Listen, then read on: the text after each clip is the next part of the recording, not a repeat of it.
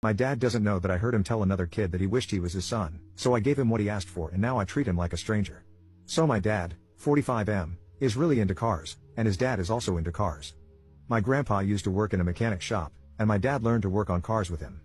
They can talk for hours about different car models and engines and tell stories about cars they've worked on. I, 17M, am not really into them. My dad tried to get me into fixing up cars with him, but it just doesn't click with me. I know basic stuff like how to change a tire or oil and how to jumpstart a battery because he taught me, and I'm glad for it. But talking about cars and working on them for fun? I'm just not into it. I always thought my dad was okay with me not being a car guy. 5 months ago, we got these new neighbors who moved next door. It's a married couple, and their nephew Mason, 16M, lives with them. Mason and I go to school together. At first, I helped show him around school until he got comfortable and made his own friends.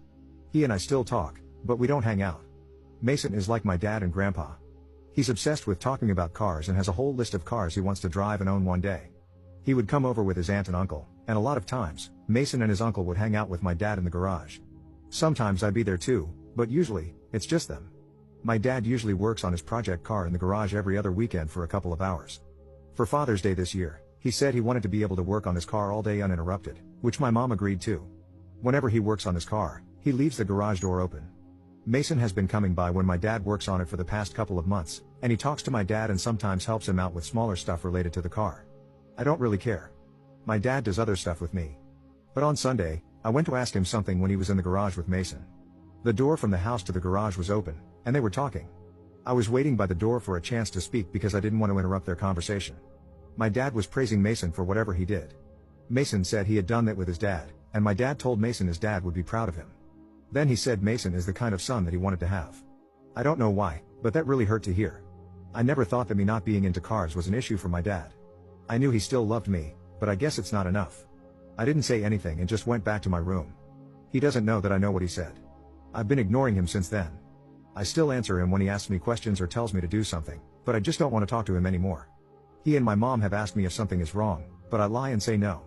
I thought they would just let it go, but a few days ago, I messed up and told my older sister, 19F, what happened because she kept asking, and now she's not talking to my dad either, and she's being a lot meaner to him about it.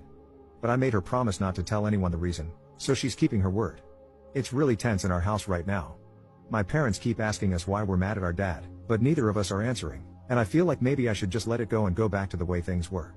I really don't want to, though, when my dad is disappointed in who I am. Am I wrong if I don't forgive my dad?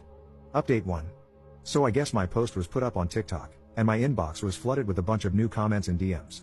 There are too many to read, but I appreciate everyone telling me that I'm not wrong for not wanting to forgive my dad because it still hurts knowing he said that regardless of why he said it. I got a lot of questions, but I'll answer 2 important ones. My dad did ask to be left alone to work on his car, but it's not because he didn't want to spend Father's Day with us. We had a special breakfast for him, and we gave him his gifts in the morning. The incident happened in the late afternoon.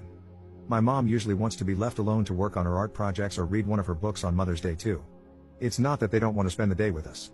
They just like to be able to focus on their hobbies without having to worry about household or family duties for a few hours. It's normal in my family for